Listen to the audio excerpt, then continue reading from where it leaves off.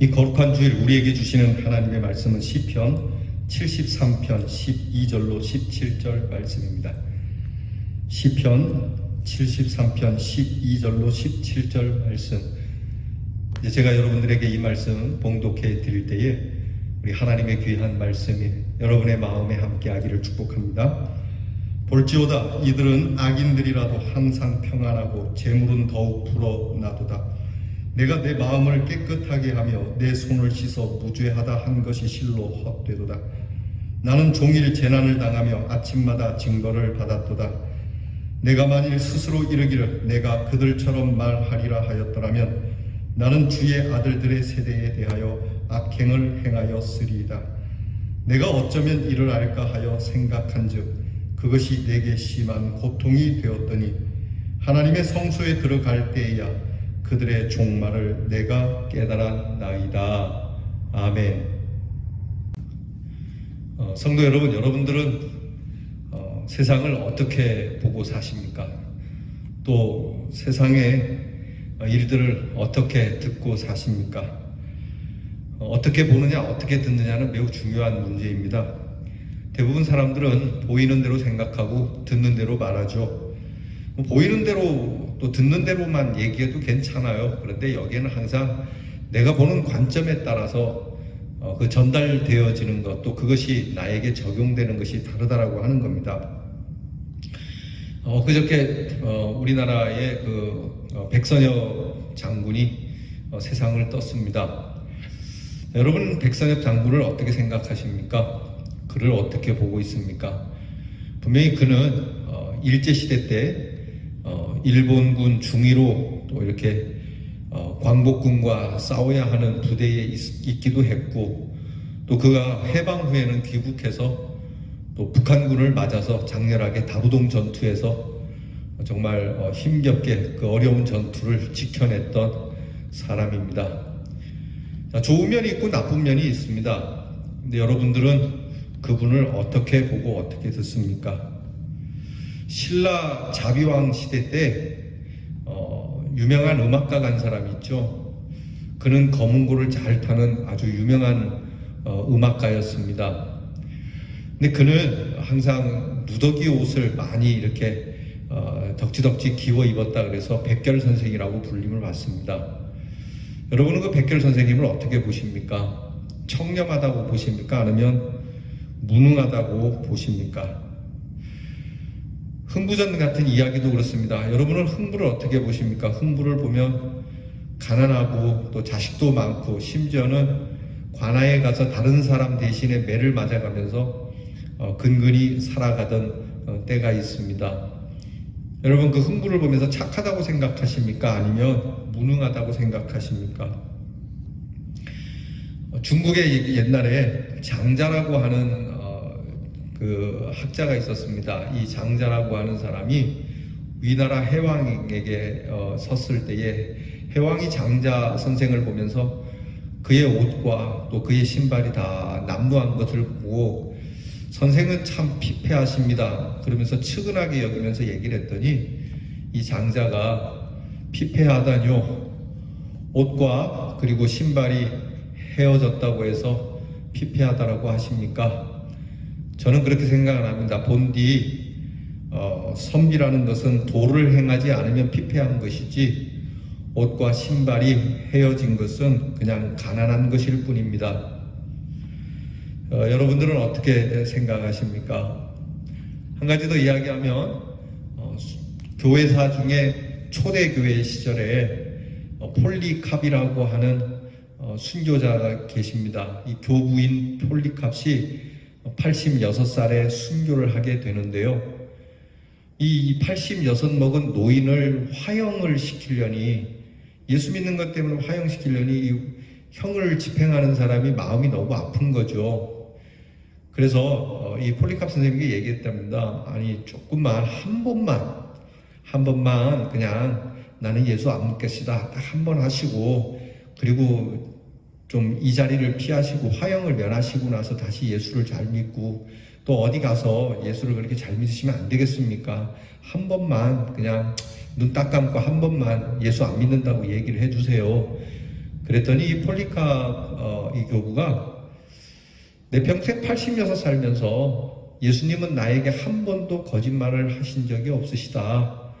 그 예수님 앞에 내가 어찌 내 목숨을 빌미로 해서 거짓말을 하겠는가?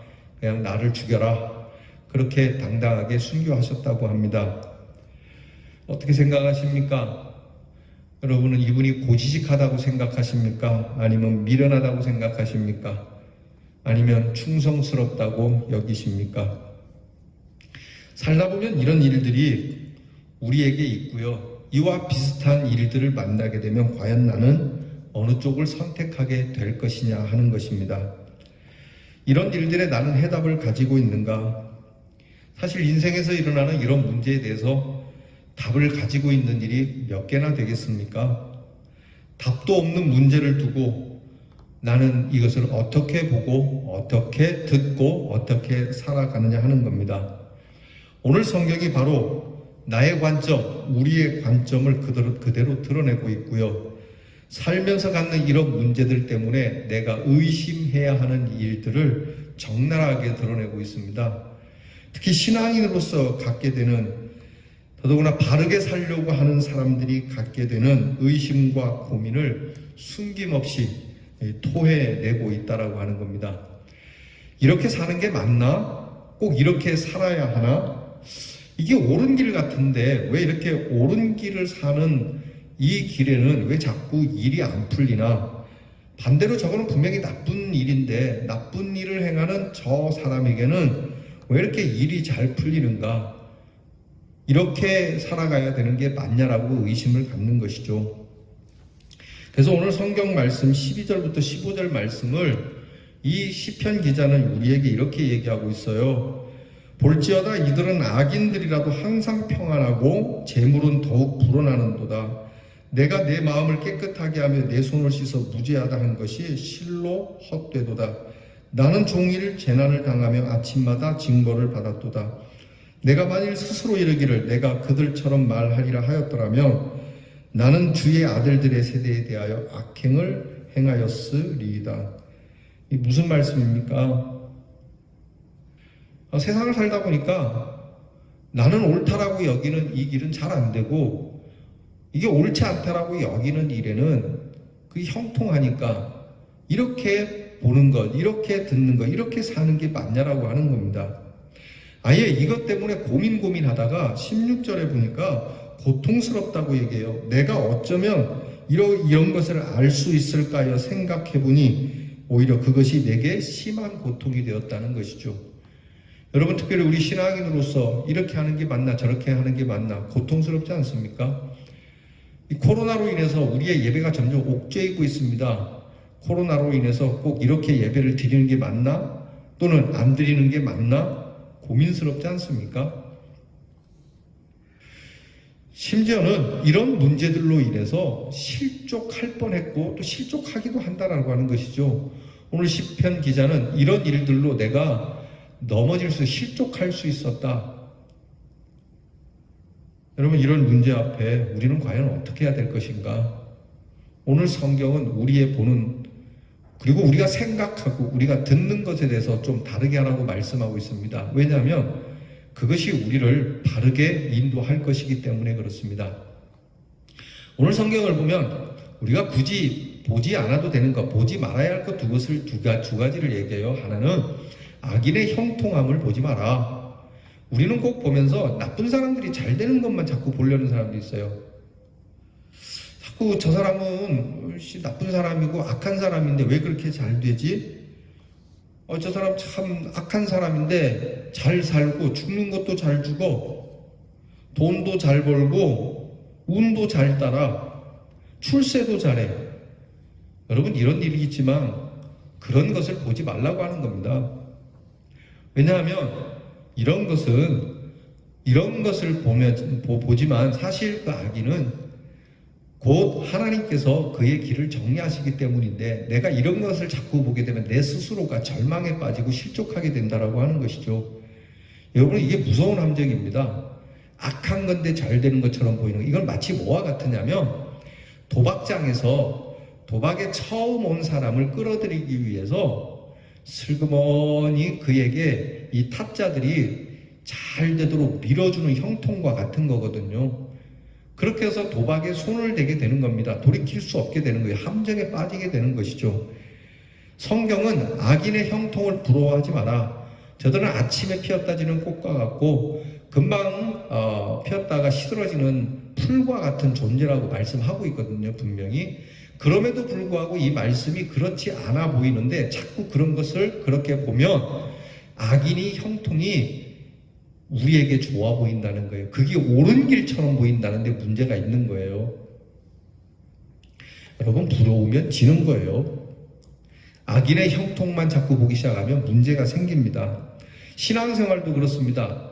신앙생활의 오리엔테이션이 예수 믿고 잘 됩니다. 건강합니다. 라고 하는 예수 믿으면서 잘 된 사람들도, 예수 믿으면서 평강하게 살고 예수 믿으면서 즐겁게 사는 사람들만 본 사람들, 이거 오리엔테이션이 잘 된 사람들이에요. 이 사람들의 신앙이 잘하게 됩니다. 근데 반대로 예수 믿으면서 잘 안 된 사람들만 보는 사람들, 오리엔테이션이 잘못된 것이죠. 뭐 아무개 장로 봤더니 뭐 별 볼 일 없네, 뭐 사업도 엉망이고 자식도 엉망이고 뭐 예수 잘 믿어야 잘 되는 거 없겠네. 그것만 보면은 신앙이 자랄 수가 없는 것이죠. 세상도 그렇습니다. 세상을 살 때 우리가 긍정적인 것을 보는 겁니다. 아름다운 것을 보는 겁니다. 잘 아는 이야기 아닙니까? 결국 긍정과 부정 중에 우리는 양쪽을 다 보려고 할 수도 있겠습니다. 그러나 성경은 할 수 있으면 부정은 보지 않기를 원한다는 겁니다. 이런 이야기가 있어요. 한 여자가 두 남자를 두고 사귀고 있습니다. 두 남자가 다 좋은데 이제 결혼을 해야 되니까 두 남자하고 다 결혼할 수는 없지 않습니까? 그래서 부득불 한 남자를 결정해야 되는데 누구를 나의 배우자로 선택할까 고민을 했습니다. 이 두 남자 모두가 결혼 신청을 했거든요. 프로포즈를 했는데 자, 이 여자가 대답을 해야 되는데 둘 중에 누구에게 할까? 그래서 여자가 생각을 했습니다. 생각을 하면서 공원을 이제 그 남자와 걷게 됩니다. 한 남자와 걷습니다. 공원을 걸으면서 둘이 이야기를 하는 중에 한 남자가 아유 저기 뱀이 있다. 아유 저기 뱀 죽은 것 같은데 우리 옆으로 돌아갑시다. 그렇게 돌아간 남자가 있었고요. 또 한 남자는 그 여자에게 갑자기 저기 산을 좀 보세요. 아우 저기 풀을 보세요. 저기 꽃을 보세요. 그러면서 저 꽃을 보면서 지나가게 했어요. 그래 왜 꽃을 보며 지나가게 하고 왜 저쪽을 보라 그랬냐 그랬더니 아까 거기 뱀 시체가 있는데 그대가 보면은 마음에 잔상이 남아서 마음에 굉장히 불편함이 있을까봐 죽은 시체보다는 아름다운 것을 보는 것이 나아서 그렇게 했다라고 이야기를 하더라고요. 자, 두 남자 다 멋있지만 보는 관점, 아름다운 것을 보고 긍정적인 것을 보려는 이 남자에게 그 프로포즈를 허락해 주었다라고 합니다. 바로 그런 얘기를 하는 것이죠. 긍정을 보는 자는 행복하고 부정한 것만 보는 자는 불행할 수밖에 없는 것이죠. 두 번째는 깨끗하게 살아봐야 소용없다라고 하는 이 시각을 접으라는 겁니다. 자, 악한 사람들이 형통하는 것을 형통하는 것도 볼 거 없고 또 하나 내가 착하게 살 필요가 없다는 것도 접으라는 얘기예요. 그런 이야기 듣습니까? 경찰보다 이 도둑을 잡는 경찰보다요 도둑놈이 더 잘 사는 이야기. 분명히 도둑놈은 나쁜 놈 아닙니까? 경찰은 좋은 일인데 좋은 일 하는 사람은 월급이 적어요. 나쁜 일 하는 도둑은 재산이 많아요. 그래서 결과가 뭐냐면 내가 착하게 살 필요가 없다. 착하게 살아봐야 소용없다. 오늘 성경 13절이 그런 말씀을 해요. 내가 내 마음을 깨끗하게 하며 내 손을 씻어 무죄하게 사는 것. 곧 착하고 깨끗하고 바르고 도덕적으로 사는 것이 아이고 이거 헛되다 이렇게 여겨진다는 거거든요. 여러분 이렇게 생각해 보신 적 없습니까? 굳이 그렇게 살 거 뭐 있어. 그렇게 살아봐야 소용도 없는데 안 그런 사람들이 더 잘 사는데 여러분 성경은 오늘 그러지 말라고 얘기합니다. 오히려 우리가 보아야 할 것을 오늘 성경의 17절에 딱 한 가지로 요약을 합니다. 뭐냐면 17절 말씀에 내가 성소에 들어갈 때야, 하나님의 성소에 들어갈 때야, 우리가 보아야 할 것이 바로 이거라고 하는 겁니다. 하나님의 성소, 하나님의 성전에 들어가는 그때를 보라고 말씀하세요. 하나님의 성소에 들어갈 때 우리의 눈을 씻고 우리의 마음을 씻습니다. 그리고 우리의 관점을 바르게 해야 한다라고 하는 뜻입니다. 악인이 잘 되는 것을 보았던 눈, 착한 사람이 굳이 착하게 살 필요 없다라고 하는 것을 보았던 우리의 눈, 우리의 마음, 우리의 관점을 씻으라는 말씀입니다. 그리고 우리의 관점을 바르게 하라고 하는 말씀이에요. 성소에 들어간다라고 하는 말씀은 예배라고 하는 말씀입니다.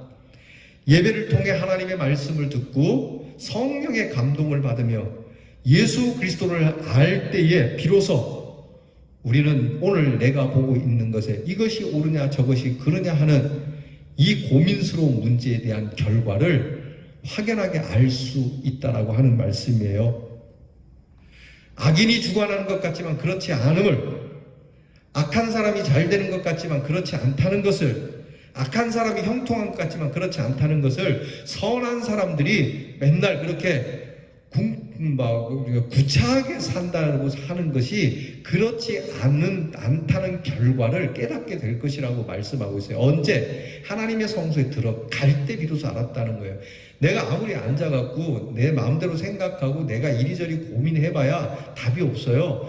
하나님의 성소에 들어왔을 때, 하나님께 예배를 드릴 때, 하나님 나라를 바라볼 때에야 왜 그것이 이러해야 하는지, 왜 악한 길을 내려놓고 선한 길로 걸어야 하는지를 비로소 알게 됐다라고 하는 것이죠. 여러분, 오늘 이 예배를 통해서 이 깨달음, 이것을 확연하게 볼 수 있는 여러분이 되기를 축복합니다. 새로운 눈, 하나님의 눈으로 세상을 보게 되고 그 눈으로 나를 보게 되면서 하나님의 공의, 하나님의 다스림의 결과를 우리는 알게 된다고 하는 거예요. 오늘 우리가 읽은 말씀 그 17절 이후로 넘어가면 23절, 24절에 이런 말씀을 합니다. 내가 항상 주와 함께하니 주께서 오른손으로 붙드셨습니다. 주의 교훈으로 나를 인도하시고 후에는 영광으로 나를 영접하셨습니다. 이것까지 볼 수 있다는 거예요. 오른손을 붙드셨다. 하나님 나의 오른손을 붙드셨다. 휘청거리며 살아왔습니다. 고생하며 살아왔습니다. 힘겹게 살아왔습니다. 그때마다 예수 믿는 것 때문에 또는 바르고 착하게 살려고 하는 것 때문에 굉장히 고생하며 힘겹게 버겁게 살아왔습니다. 또는 그렇지 않을지라도 인생이 참 퍽퍽할 정도로 괴롭게 살아왔습니다. 그런데 내가 하나님의 성소에 들어갈 때에 뭘 알게 되었느냐? 이런 나를, 고생스러운 인생, 이 내 오른손에 힘이 빠졌을 때 이 오른손을 강하게 붙드시고 인도하시고 교훈하시면서 이 성소에 들어오도록 하나님이 인도해 주셨다는 것을 알게 된다라고 하는 것이죠. 여러분이 들었던 은혜되는 이야기 하나 있지 않습니까? 발자국이라고 하는 이야기. 저 그 이야기 들으면서 참 마음의 감동이 컸어요. 자, 어떤 사람이 참 살면서 고생 많이 했습니다. 죽어서 천국에 갔습니다. 천국에 가서 주님을 배우니까 많이 서러웠어요. 섭섭하기도 하고. 그래서 하나님, 예수님, 내가 인생 살면서 참 힘들었습니다. 제 인생길을 보니 참 많이 괴로웠습니다. 그래? 너의 인생길 한번 보자꾸나. 그리고 그 사람이 걸어온 인생길을 봅니다. 그랬더니 그 사람이 보니까 자기가 걸어온 인생길의 발자국이 두 사람의 발자국이 있더라는 거예요. 이 발자국은 뭡니까? 그랬더니 요거는 너의 발자국이다. 이거는요? 그랬더니 이건 내 발자국이지. 나는 언제나 너와 함께 동행했지. 그렇군요. 그래서 계속 발자국을 보는데 가다 보니까 가시밭이 있는데 발자국이 하나밖에 없는 거예요. 그러니까 예수님, 왜 여기는 발자국이 하나밖에 없습니까? 예수님은 어디 가셨습니까? 그랬더니 아니야, 이 발자국은 내 발자국인데 내가 그때 너를 업고 걸었지. 여러분, 우리가 인생을 혼자 사는 것 같지만 혼자 사는 것이 아닙니다. 하나님께서 우리를 붙잡은 그 시간부터 우리는 하나님의 은혜 안에 주님이 이렇게 우리를 붙드시고 오른손을 잡으시고 동행하시며 가시밭 골짜기 같은 곳은 주님이 친히 업고 안고 동행해 주셨다는 것을 성소에 들어갈 때 알았다는 얘기예요. 예수 믿는 것 어렵고 바른 길 가는 것 헛되다? 그렇지 않습니다. 성소에 들어갈 때 알게 되는 것, 즉 하나님 나라의 천국에 들어갈 때야 비로소 알게 되는, 여기서 우리가 알 수도 있지만 진짜 알게 되는 건 하나님의 집에 들어갈 때, 아버지의 집에 들어갈 때, 천국에 들어갈 때 비로소 알게 된다는 거예요. 하나님의 은혜를 비로소 알게 되고 하나님의 구원을 비로소 알게 되었다는 겁니다. 그래서 악인들의 형통을 부러워하지 말자. 선한 사람들이 선한 짓 해봐야 소용없다는 생각을 하지 말자. 왜냐하면 내가 실족할 수 있기 때문에 오히려 하나님께 나오면 그 결과를 알게 되니 하나님을 바라보며 살아가자라고 하는 말씀이거든요. 페니 크로스비라고 하는 유명한 찬송가 작가가 있습니다. 그는 복음성가를 약 8,000곡 정도 썼다고 그래요. 근데 그 페니 크로스비는 장님입니다. 시각장애인이에요. 한 번은 목사님이 이 페니 크로스비에게 참 안타까워서 이런 얘기합니다. 이렇게 참 귀한 찬양을 많이 쓰시고 은혜가 넘치는데 왜 하나님께서는 그대의 눈을 열어주지 않는지 참 안타깝습니다. 그랬더니 이 페니 크로스비가 무슨 말씀을요? 목사님, 저는 다시 태어나도 장님으로 태어나기를 원합니다. 아니 그게 무슨 소리입니까? 다시 태어나면 우리가 눈을 뜨게 해달라고 기도해야지 어떻게 다시 장님으로 해달라고 기도합니까? 그랬더니 그 페니 크로스비가 이렇게 얘기했대요. 내가 눈을 떴을 때 하나님 나라에서 눈을 뜨게 될 때에 제일 먼저 내 눈으로 보는 분이 나를 구원하신 예수님이 되니까 이것보다 더 큰 은혜가 어디 있습니까? 여러분, 이 페니 크로스비와 같은 관점, 이렇게 보고 듣는 것 여러분 어렵습니까? 사는 게 힘들죠? 괴롭죠? 외롭죠? 그러나 이 크로스비처럼 은혜로 봅시다. 긍정적으로 봅시다. 밝게 봅시다. 그렇게 보는 자들은 우리의 믿음과 마음이 흔들리지 않습니다. 성소를 들어갈 때라는 말은 곧 십자가를 보자는 말씀입니다. 십자가의 예수를 보면 하나님이 나를 얼마나 사랑하는지, 하나님의 은혜가 얼마나 큰지 그 자비와 능력을 보게 되고 그 하나님의 지혜의 능력을 보게 될 겁니다. 이것을 보는 자, 그 믿음은 흔들리지 않으며 이런 자에게 하나님께서는 큰 복을 주신다고 말씀하고 있습니다. 28절 말씀 보겠습니다. 하나님께 가까이 함이 내게 복이라. 내가 주 여호와를 피난처로 삼아 주의 모든 행적을 전파하리이다. 사랑하는 성도 여러분, 우리가 하나님 나라에 들어갈 때에 우리는 왜 악인의 형통함이 부질없는 것인지, 왜 선한 사람들이 그 선한 일을 꾸준히 해야만 했는지 알게 될 겁니다. 왜 이 믿음을 끊임없이 지켜야 했는지 알게 될 것입니다. 우리가 하나님 나라에 이를 때 그렇지만 여러분이 항상 이 예배당을 찾으며 이 예배하는 곳에서 이 귀한 하나님의 아름다운 큰 사랑과 뜻을 볼 수 있고 이것을 체험할 수 있는 우리 사랑하는 대연의 성도가 되기를 주님의 이름으로 축원합니다. 기도하겠습니다. 하나님 아버지, 악한 사람들이 잘 되는 것을 보면 시기하고 질투스러울 때가 있습니다. 때때로 우리가 이렇게 믿음으로 사는 것, 착하게 사는 것 무슨 소용이 있을까 생각이 들 때도 있습니다.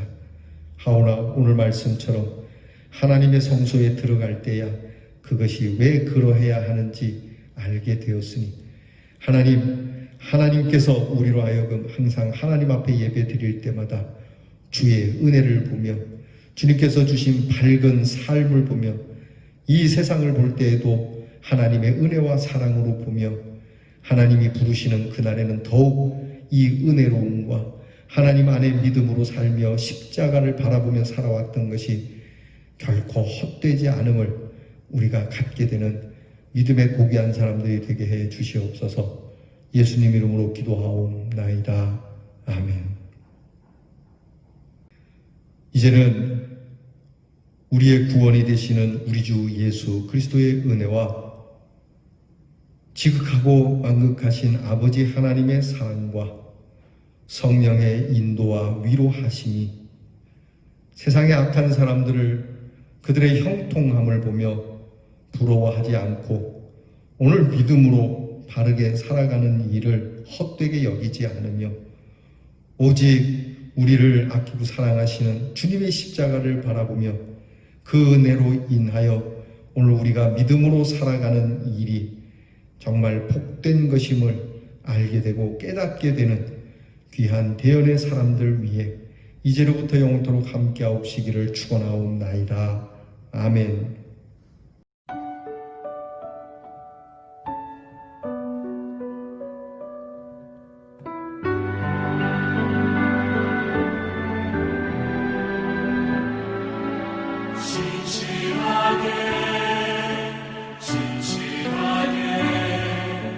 거룩하게 살게 하소서.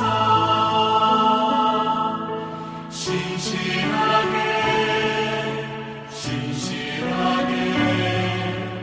거룩하게 살게 하소서.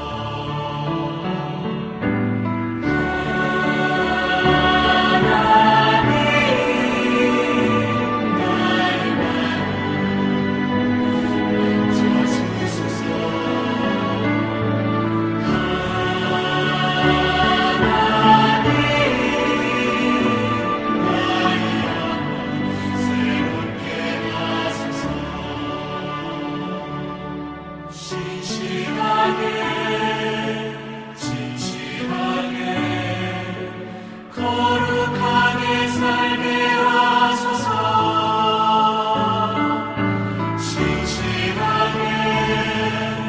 신실하게 거룩하게 살게 하소서.